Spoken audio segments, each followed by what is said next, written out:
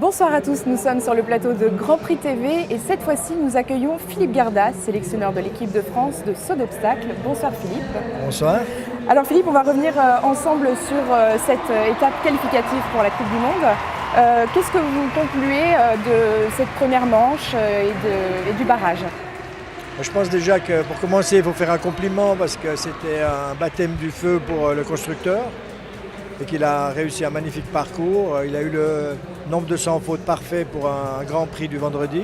C'est aussi un petit peu le hasard du tirage au sort. Il n'y avait peut-être pas les premiers chevaux qui partaient au début, ni les paires les plus aguerris. Donc on a eu un peu des scores un petit peu qui nous ont fait penser qu'il n'y aurait pas beaucoup de 100 fautes ou pas assez de 100 fautes. Mais après, quand les vedettes sont arrivées, on a eu quand même assez de 100 fautes. Et puis je pense qu'on a assisté à un magnifique barrage. Le tracé était bien.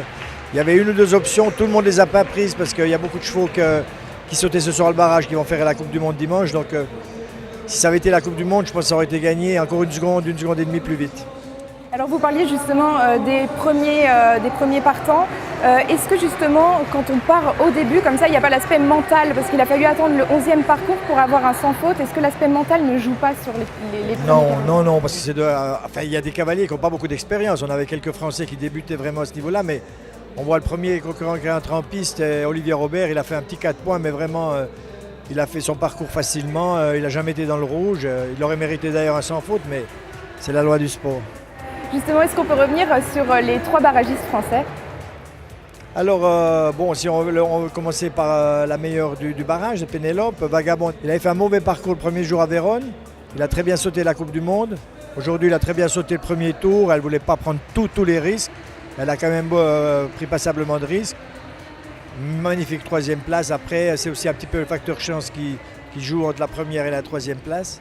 Julien Gonin, lui, depuis qu'il est venu au Canada, il semble qu'il a eu un déclic à Calgary. Il enchaîne les bonnes performances. Il a gagné une grosse épreuve à Montpellier la semaine passée. Aujourd'hui, il a fait 2 tours magnifiques. Julien assez chaud. Je lui ai dit que je ne voulais pas qu'il prenne trop de risques au barrage parce qu'il a quand même une cartouche à jouer dimanche. Et Simon qui montait un nouveau cheval à ce niveau d'épreuve, on en avait parlé au Maroc, j'avais dit qu'il était prêt pour venir là. Il a sauté merveilleusement bien la première manche. Le barrage, il a pris encore beaucoup de risques pour ce cheval. Et il y a eu une faute malheureuse à l'avant-dernier, et puis surtout un couac sur le dernier, mais qui arrive au meilleur du monde.